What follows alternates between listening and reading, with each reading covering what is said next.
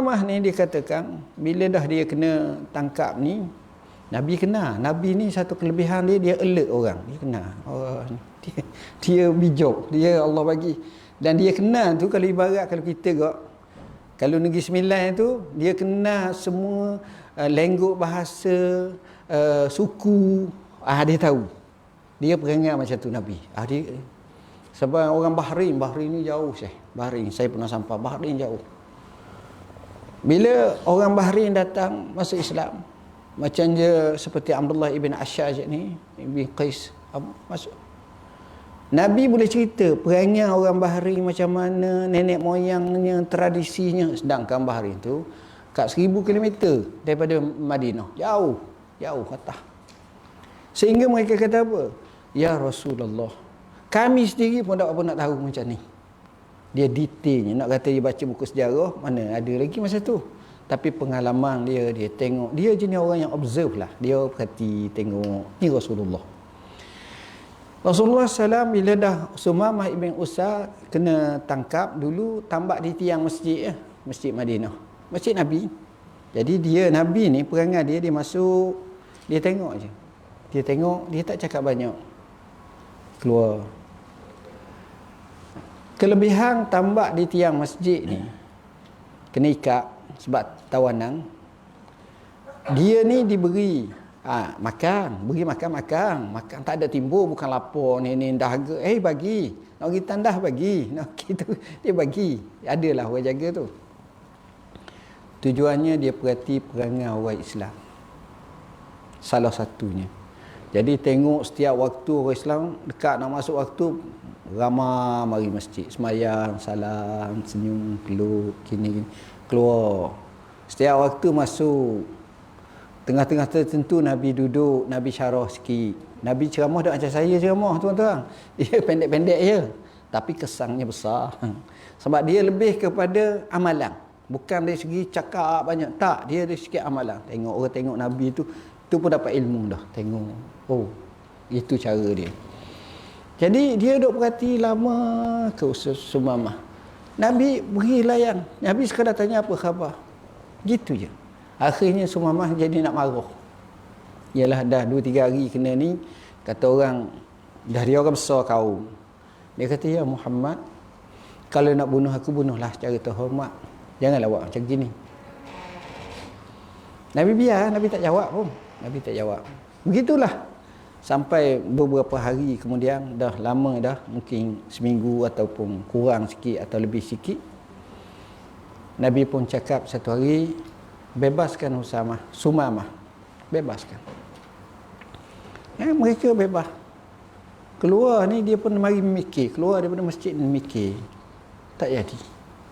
Dia pun ambil, pergi kat tu, dia pergi mandi.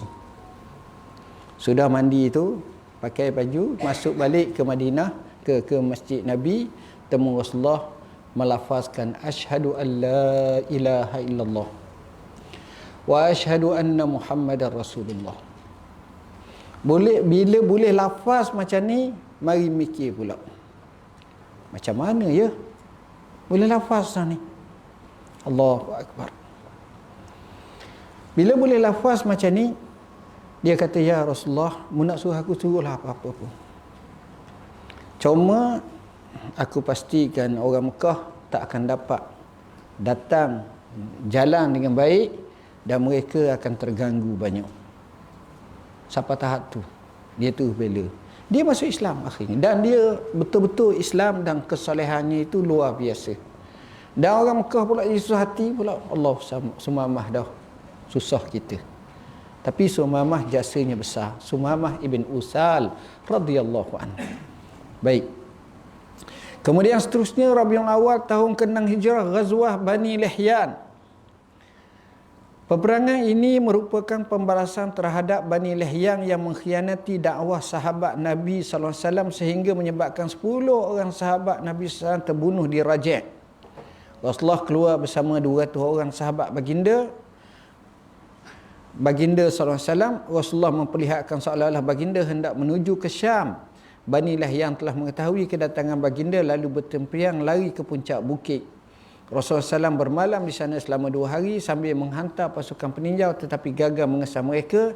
Dalam misi ini Rasulullah meninggalkan Madinah selama 14 hari. Tengok. Tuan-tuan dan puan-puan yang dirahmati Allah, Rasulullah ni, dia ni ialah strategis. Strategisnya maknanya dia ni, kalau kita kata panglima perang, dia ni luar biasa, mengajar kita, boleh kaji banyak. Ada orang tu dia kaji tentang macam mana Khalid, macam mana tentang masuk Islam, siapa tahap tu dalam sejarah. Rasulullah ni kalau dia nak serang satu kawasan, katakan kawasan tu Bani Lihyam, macam contoh tadi, duduk di utara, dia tak pergi ke utara, tapi dia tak pergilah ke selatan, dia akan pergi mungkin ke barat, dia mungkin akan pergi ke timur. Jadi orang duk royak Rasulullah SAW ke barat, Rasulullah ke barat, ataupun Rasulullah ke timur, dia tak pergi ke utara. Ini cara strategi. Bila dah dengar macam tu, orang pun sapa. Sebab zaman dulu tak payah pakai WhatsApp, mulut lagi laju tuan-tuan, walaupun mereka tak ada WhatsApp. Sejarah membuktikan. Bila dah sampai orang dah macam lupa, tu dia patah. Jadi musuh terpampang. Banyak kali macam tu. Hadis Sahih Bukhari, itulah cara Rasulullah SAW. Maknanya terlalu secret, siapa orang tak tahu dia nak pergi ke mana-mana. Siapa tahap tu? Itu bijak Rasulullah SAW. Dia tak bocor. Dan Rasulullah SAW ni, dia akan alert pada sahabat dia. Bagi dia, darah sahabat tu cukup mahal. Kalau orang buat begitu pada sahabatnya, bunuh, dia pergi lawan. Kalau kira 10 orang, apa masalahnya? Kita ramai lagi. Tak, Rasulullah ni bukan orang macam tu. Dia jaga seorang-seorang sahabat dia. Anak-anak sahabat. Sebab itu kita tengok, bila mati sahabat-sahabat, keluarga anak-anak mati, tak ada masalah. Dia ada kebertanggungjawaban. Ni luar biasa. Dia jaga. Hak ni. Jadi Rasulullah SAW dia pergi. Apa lagi? Dah dekat nak sampai baru tahu, bertempiang lagi. Masa tu ikut sepak lah lagi semua. Dia rasa gerung. Sebab Nabi ni tuan-tuan, Allah jadi ke dia, kalau orang tahu je nak perang dengan orang tu akan naik bulu roma ni. Rasa takut. Nusirtu birru'bi masirata syahr. Aku diberi kemenangan dengan rasa takut musuh sejarak sebulan perjalanan. Sebulan perjalanan tu bukanlah naik roket, naik kapal-kapal. Maknanya kalau naik uta tu kalau sebulan. Uta setiap hari boleh jalan katakan 50 batu. Capur Berehat, capur Ning. Dah kali 5 kali 3 kat 1500 km. 1500 batu. Maknanya seolah-olah kalau hidup Madinah tu, nak serang kat jauh kat Mekah. Takut dah. Mekah baru 400 km lebih, kat 500 km. Orang gerung Rasulullah. Jadi mereka lari. Cerita macam ni banyak kali. Masa Khaybar pun sama, masa dekat lain pun kita tengok sama. Ini Rasulullah. Nampak orang biasa, orang gerung. Ini yang Allah kata, saulki fi qulubil ladzina kafaru ra'. Aku akan campakkan ke dalam hati orang-orang kafir, musuh Islam ni, rasa takut, gerung kerana kesungguhan dia ni. Kemudian Rabiul Akhir tahun ke-6 Hijrah, Syariah Zaid bin Harisah ke Bani Sulaim. Nabi hantar. Ini baru masuk tahun ke-6 dah. Yang ini masuk, Nabi hantar kepada Bani Sulaim. Bani Sulaim telah merancang percubaan untuk menyerang umat Islam sebelum ini. Malah ada beberapa kejadian ini mereka membunuh ramai orang Islam. Al-Jamum ialah sebuah mata air milik Bani Sulaim di Mar Zahran. Mar Zahran ni tuan-tuan mudah je. Kalau kita pergi daripada Mekah ke Madinah ataupun Madinah ke Mekah, tapi jangan naik kereta api. Kereta api tak nampak pun, mesti laju lalu kot no.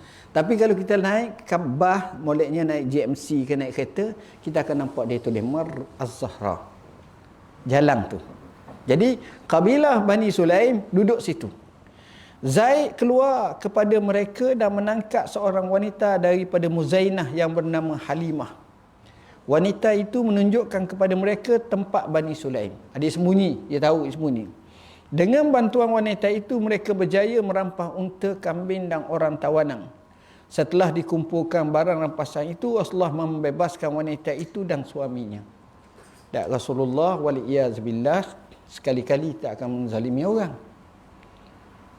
Dan dia ni memang strategi. Bahkan kalau siapa jadi tawanan Rasulullah, itulah paling aman sekali. Tak akan berlaku macam setengah-setengah tu. Ini dia. Maknanya, bila ada sahaja musuh nak serang, ataupun cita-cita, ataupun pernah, Rasulullah akan ambil tindakan. Jadi kalau kita baca seperekat, teruk benar Rasulullah, mari nak pergi perang orang ni, mari nak pergi terang, macam lapar darah je. Tak, baca sejarah sebelum tu. Perangai tu ada, buah niat tu ada, untuk nak buat jahat kepada orang Islam, dan ada yang telah bunuh orang Islam, maka Nabi tak beri. Sebab itu hebat Rasulullah SAW. Kita nampak je, nampak tenang. Nabi bukan macam kita. Kalau kita gambar betul-betul dia duduk Madinah ni, bukan pegang sebeh je. Sebeh la ilaha illallah. Syekh apa khabar? Baca Quran ni, Syekh apa khabar? Sembahyang malam. Ni sedekahlah sikit-sikit Syekh. Ni jah. Kalau boleh apa ni, taat kat suami dia gini. Tak, dia Rasulullah bukan macam tu. Dia Rasulullah ni seorang yang sekejap sehari tu banyak benda yang boleh buat. Dia jaga masa. Dia memang dia hantar. Tengok cara dia hantar tu, lajulah, cepat. Yang ini tak ada orang boleh buat macam tu. Mana-mana pemimpin pun tak boleh. Yang hampir bolehnya Abu Bakar, Umar. Sebab guru dia Rasulullah SAW lain. Kemudian kata dia, selepas daripada itu, Rabiul Akhir tahun ke-6 Hijrah, Ghazwah Al-Ghabah, Ziqar, Sariyah Ukasyah ke Al-Ghamr untuk mengajar kabilah Bani Asad. Itu. Yang pertama sekali, Ghazwah Al-Ghabah. Uyainah bin Hisan Al-Fazari bersama 40 orang berkuda menyerang unta-unta bunting dan memiliki susu milik Rasulullah SAW yang berada di Ghabah. Dalam peristiwa tersebut, mereka telah membunuh Zar bin Abu Zar Al-Ghifari, menawang isteri kepada Zar dan merampas unta berjumlah 20 ekor. Setelah diketahui Rasulullah, maka baginda pergi bersama 500 orang ini. Sebelum pasukan berkuda Rasulullah SAW tiba, Salamah bin Aqwa menunjukkan keberaniannya apabila dia seorang diri menghadapi musuh dan menghujani mereka dengan panah, malah berhasil menyelamatkan sejumlah unta yang dirampas. Ketika Rasulullah SAW dan para sahabat tiba di Ziqar, maka peperangan berlaku, musuh berjaya ditewaskan dan unta dirampas dan dapat diselamatkan.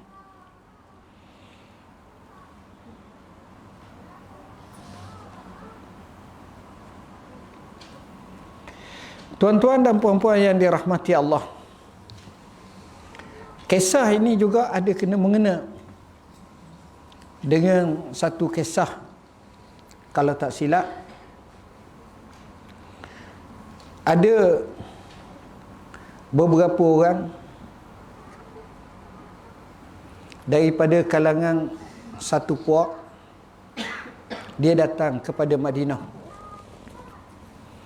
Bila dia datang ke Madinah, dia mengadu ke Rasulullah SAW, dia sakit.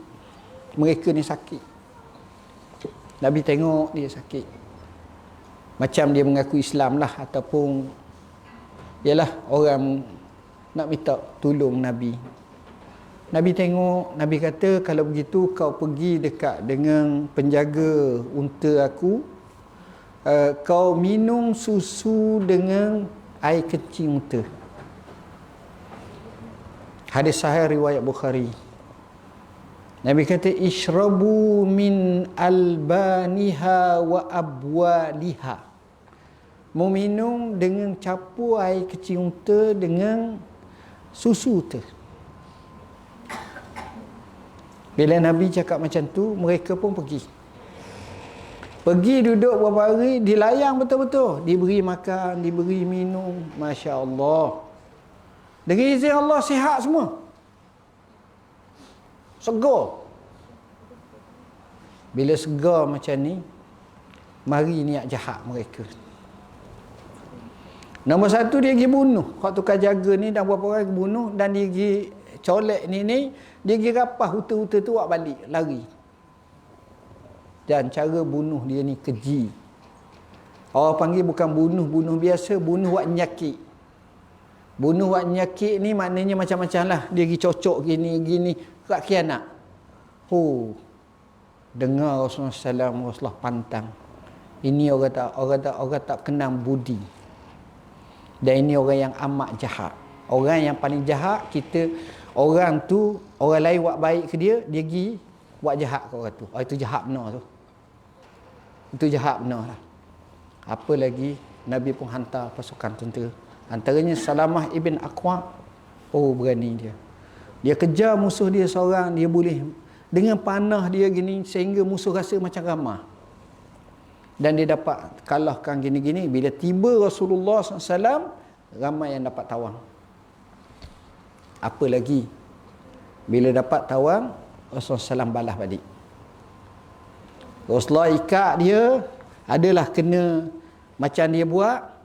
Kemudian Rasulullah disebut dalam bahasa kutila sabra, dibunuh secara sabar. Apa makna kutila sabra? Kutila sabra ni dalam bahasa maksudnya dia diberikan dikenakan hukuman, tak beri makan, tak beri minum, mati gitu je tengah panah pada muka, seolah-olah macam tu dah. Membuat gitu dibalas macam tu. Sebagaimana wa in uqibtu fa'aqibu bimisli ma uqibtum, balas berdasarkan pada apa yang dia buat pada kamu. Tak salah. Walakum fil qisasi hayatun ya ulil albab. Sebab ini kasar main. Rasulullah tak boleh terima cara macam ni. Ini satu pengajaran yang besar. Hadis kisah ini disebut oleh Al-Imam Al-Bukhari dalam kitabnya. Baik. Kemudian Sariyah Ukasyah ke Al-Ghamr untuk mengajak Bani Asad. Rasulullah SAW telah mengarahkan Ukasyah bin Muhsin ataupun Mihsan. Ukasyah ni sahabat Nabi dan para sahabatnya ke Ghamr. Maka dia segera keluar untuk memberi makan kepada orang ramai.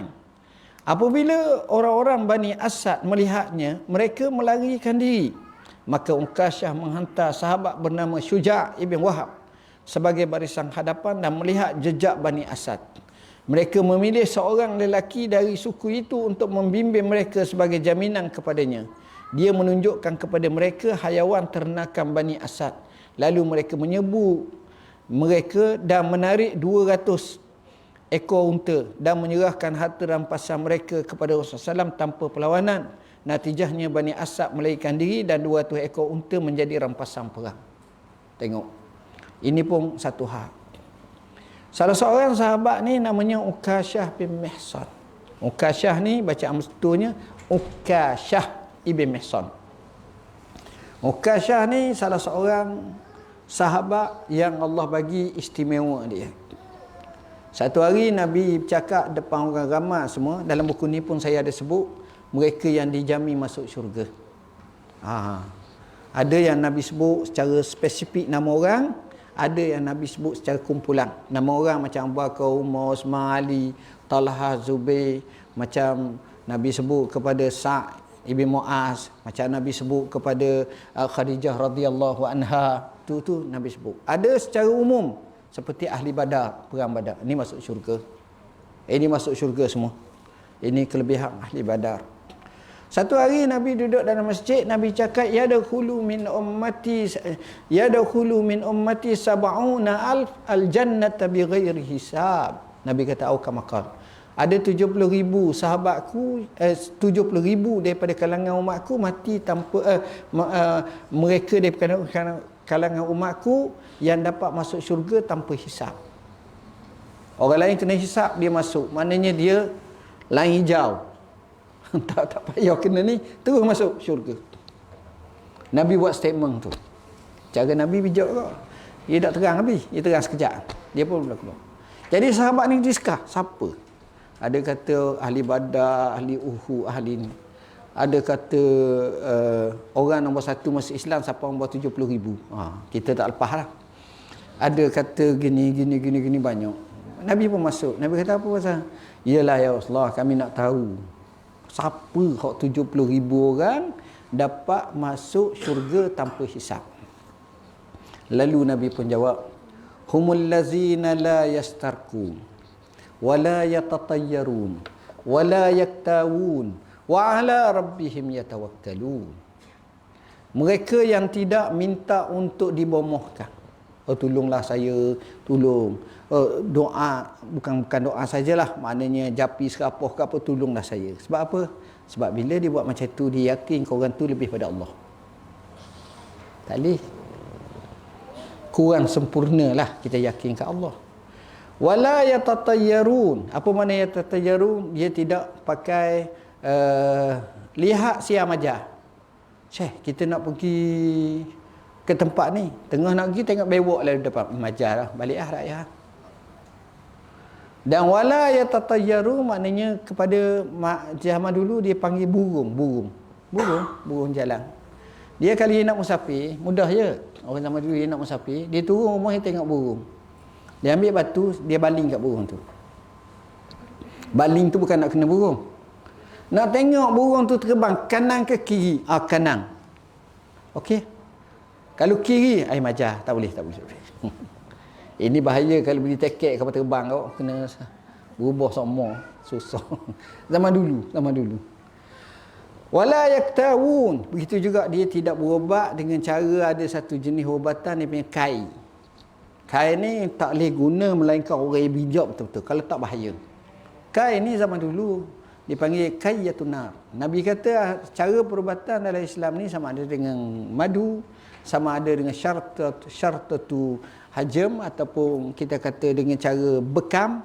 Satu lagi kayyatun nar. Kayyatun nar ni dia ada besi kecil ke apa ke. Besi ni bila budak katakan umur dia 5 tahun, 4 tahun, dia tak kecil. Dia tak boleh buang air kecil. Tubuhnya berat.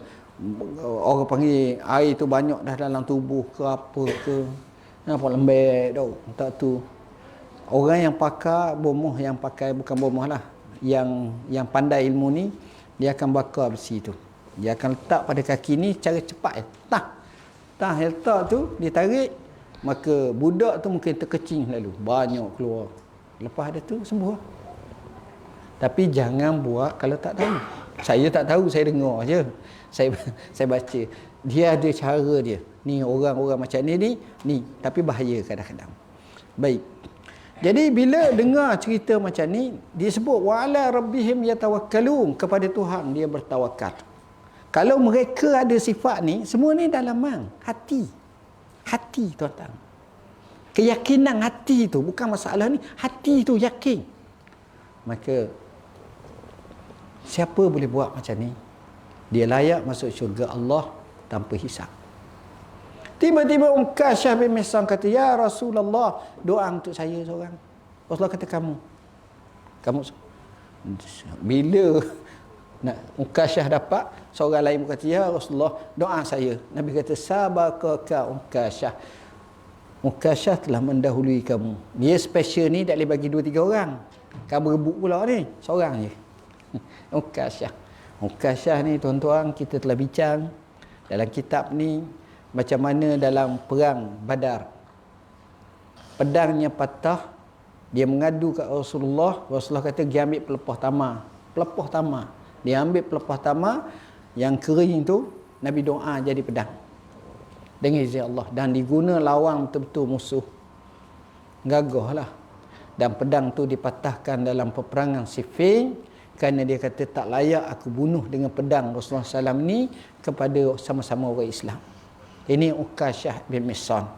Jadi dia juga telah dilantik oleh Rasulullah SAW untuk satu misi, untuk Syariah. Kemudian akhirnya dia hantar ni kejar kepada Bani Asad.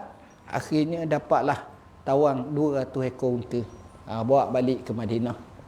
Itu dia dalam Islam. Artinya dia tak biarkan dengan bebas, sebebas-bebasnya mana-mana musuh. Apabila ada penentangan kepada Islam, maka Nabi tak biarkan. Ini keselamatan negara. Ini keselamatan Madinah. Dia tak nak hidup dalam keadaan trauma, dalam keadaan takut, dalam keadaan sanksi, dalam keadaan tak. Tu kehebatan bumi Madinah yang dipimpin oleh Rasulullah sallallahu alaihi wasallam. Wallahu a'lam. Bismillahirrahmanirrahim. Hadis yang ke-11. Tinggalkan keraguan. Daripada Abu Muhammad Al-Hasan bin Ali bin Abu Talib radhiyallahu anhuma, cucu Rasulullah SAW dan orang kesayangan baginda. Beliau berkata, aku telah menghafal daripada Rasulullah SAW hadis, da' ma yaribuka ila ma la yaribuka. Tinggallah apa yang menjadi keraguan padamu kepada yang tidak meragukan. Riwayat At-Tirmizi dalam Sunan, dalam kitab Sifat Kiamat, An-Nasa'i dalam As-Sunan, dalam kitab Al-Ashrabah. Baik. Hadirin hadirat yang dirahmati Allah. Hasan bin Ali adalah cucu Rasulullah sallallahu alaihi wasallam. Dia lahir pada tahun 3 Hijrah. Maknanya Nabi mati, Nabi wafat 11 Hijrah. Maknanya 11 tolak 3 8. Nabi nak wafat umur dia hampir 8 tahun. Ni Hasan. Dan Hasan dengan Husain beza setahun je. Setengah kata tak sampai, dekat umurnya. Hasan wataknya lembut, Husain wataknya tegas, beza. Dua-dua ni sahabat Nabi juga, dan dua-dua ni cucu kesayangan Nabi. Dua-dua ni digelar sebagai Sayyidah Syabab Ahlil Jannah, penghulu pemuda-pemuda dalam syurga. Ini Hasan. Dan Hasan radhiyallahu an, Hasannya ditabalkan jadi khalifah selepas daripada wafatnya Sayyidina Ali.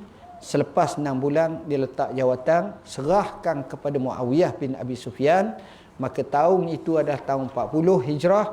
Tahun itu dipanggil Amul Jamaah, tahun semua umat Islam bertaut bersatu kembali. Itulah tahun yang menunjukkan kehebatan Islam pada zaman itu. Hasan bin Ali telah meriwayatkan sebuah hadis daripada Rasulullah SAW dengan menyatakan, da' ma yaribuka ila ma la yaribuka. Tinggallah apa yang menjadi keraguan padamu kepada yang tidak meragukan. Ini satu kaedah yang mudah. Apa-apa yang ragu, tinggal. Kepada tidak ragu lagi. Tinggal apa-apa yang jadi ragu. Sikit benda ragu, tinggal. Dia mudah ya tuan-tuan. Boleh ke tak? Rasa boleh, rasa tak boleh. Tinggal. Itu lagi baik. Sebab itu hukum ni dia ada dua. Satu hukum syarak. Satu lagi disebut hukum warak. Hukum warak pun hukum syarak. Tapi hukum warak ni, kalau syarak ni maknanya betul ni boleh, ni tak boleh, ni mungkin boleh, ni tak boleh ke apa ke. Bila kita sebut warak ni, dia lebih mengambil ihtiyati. Tak apalah dia kata. Dia akan jaga. Sebab itu Nabi sebut dalam hadis yang kita telah baca ataupun akan baca, hadis Nu'man bin Bashir. Faman ittaqa syubuhat faqad istabra'a li dinihi wa irdihi. Siapa yang menjaga diri daripada sebarang syubhat, dia telah pelihara agama dan maruah dia. Ini dari segi warak. Orang zaman dulu dia warak lain tuan-tuan. Apa makna warak? Warak ni bukan maknanya dia tengok perempuan, kita tengok lagi tunduk. Itu warak dia, saya jalan macam nak sepak batu warak. Tak. Warak sebenarnya ialah al-kafu anil maharim. Segala haram-haram dia tinggal teguh. Tinggal warak. Bahkan dia kata meninggalkan yang halal takut berlaku syubhah. Ni apa-apa ni, ini orang warak sama dulu. Ni pengarang kitab ni. Siapa dia? Imam Nawawi. Imam Nawawi waraknya dia orang Nawa. Nawa ni di Syam lah, lebih kurang 50 km daripada bandar Damsyik.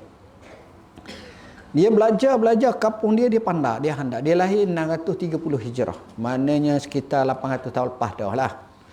Imam Nawawi ni bila dah dia pandai-pandai ni, akhirnya dia pergi ke Syam, ke Damsyik. Sampai di Damsyik, dia minum air, makan sikit je. Hidup dia banyak puasa. Ni kita tak mampu dah tuan-tuan.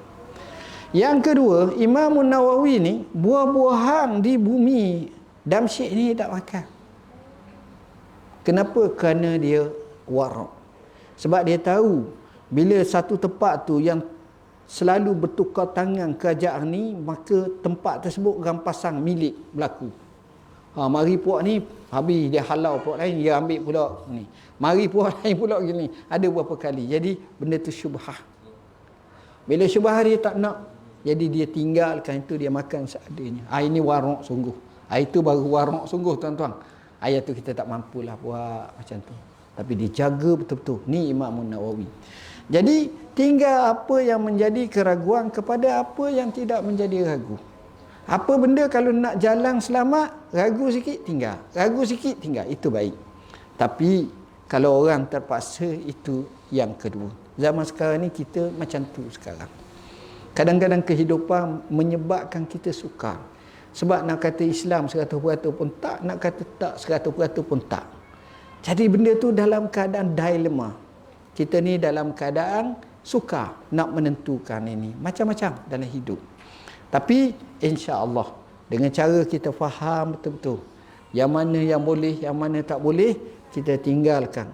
Dan kaedah seperti ini, hati akan jadi tenang. Hati akan jadi tenang dan kita tidaklah rasa bimbang dan rasa takut. Kenapa? Kerana kita telah jaga yang warak ni. Peri pentingnya masalah ini. Wallahu a'lam. Bismillahirrahmanirrahim. Hari ini kita mukaddimah, kita nak bincang Ramadan Al-Mubarak.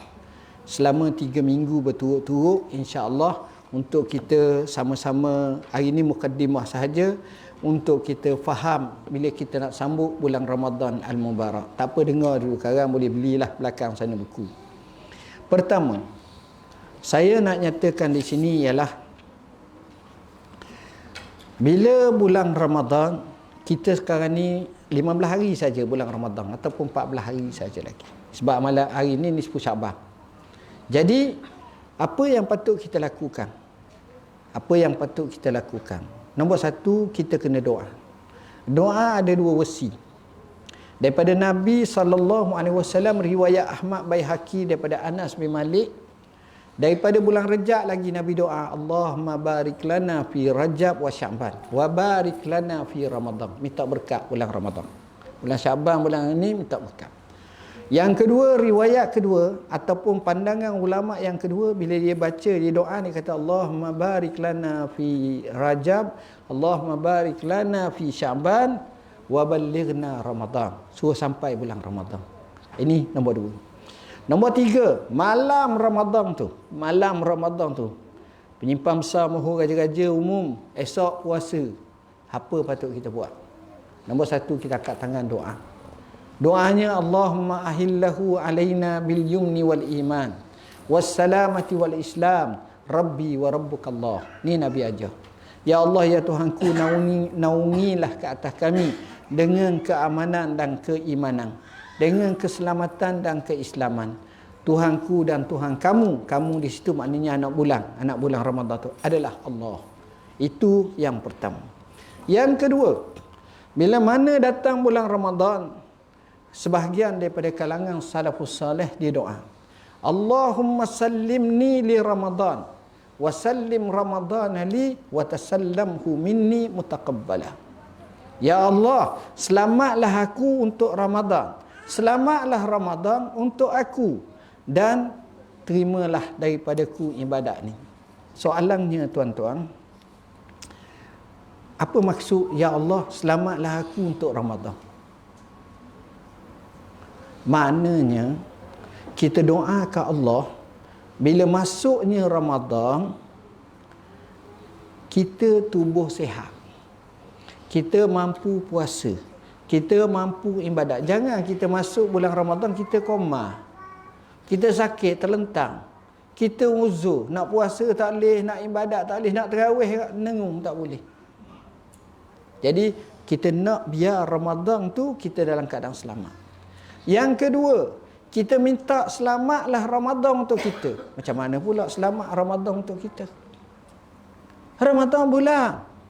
Jadi bulan tu sudah tentu selamat. Jadi apa maksud?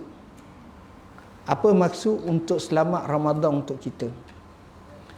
Maknanya kita Ramadan, tapi kita nak Ramadan kita ni selamat, tak macam setengah sahabat kita yang Allah uji. Tuan-tuan nak tak kita berramadan semua orang dapat package, dapat RM10,000 seorang, tapi berramadan di bumi Gaza sekarang? Ada berani? Tak berani. Kita sihat, tapi situ tempat perang, huru-hara. Jangan tuan-tuan. Jangan tuan-tuan. Jawab dia la ilaha illallah lah, kalau mati pun kalimah akhir la ilaha illallah lah. Dengan peluru tak tahu petang, siang, malam, pagi semua boleh jadi semua. Duduk dalam tu kubu pun takut lagi seumpamanya. Jadi kita nak selamat Ramadan macam kita. Alhamdulillah, kita boleh ibadat dengan selesa, kita tak takut. Dan yang paling penting, amalan kita diterima. Kalau kita buat, kita Tuhan tak terima, nak buat apa? Sebab itu kita kena belajar. Kita kena tengok apa yang menyebabkan pahala bertambah, jangan berkurang yang seumpamanya. Maka kita sebut dalam buku ni, insya-Allah kita akan mulakan panjang lebar pada minggu hadapan lah. Ni sebagai mukaddimah berkenaan tu. Dan seterusnya tuan-tuan, bersama kita ni satu buku yang baru siap, Isra' dan Mi'raj. Saya nak settlekan buku ni 15 tahun lebih kurang. Itu tanda apa? Tanda saya malas lah. Buat tak siap setiap tahun, tapi alhamdulillah mengcover hampir semua isu. Termasuk tengok Allah ke tidak, satu persatu kat mustawa, kat arash ni, semua boleh. InsyaAllah ada promosi lah dengan sahabat-sahabat kita untuk ni di luar sana. Jadi sekadar itulah yang dapat saya sampaikan. Aku qauli hadza wa astaghfirullahal azim li wa lakum. Kita macam biasalah, kita akan belajar lagi sampai kepada Ramadan dan hampir kepada raya lah. Bismillahirrahmanirrahim. Allahumma faqihna fid din, alimna ta'wil. Allahumma ja'alna minal ladzina yastami'una al-qawla fa yattabi'una ahsana. Wa sallallahu alaihi wasallam. Alhamdulillah. Satu peringatan mesra. Nombor satu sekali, kalau boleh, siapa dia nak sedekahlah dalam apa ni, kita punya tabung kita. Mana tabung kita ada tak? Kita tak ada tabung ke? Ada. Sebenarnya dengan nisfu Sya'ban ni, dan kita pun sebahagian daripada itu kita akan buat jamu buka puasa ataupun aktiviti Ramadan. Dan yang kedua, orang yang berpuasa pada hari ini ambil makanan, bawa balik lah. Bawa balik, kita ada bungkus dah. Siapa dia puasa yang perlu 2, ambil 2 lah. Tapi janganlah ambil 15, nanti tak cukup orang lain pula. Jadi setakat tu je lah. Terima kasih. Wassalamualaikum warahmatullahi wabarakatuh.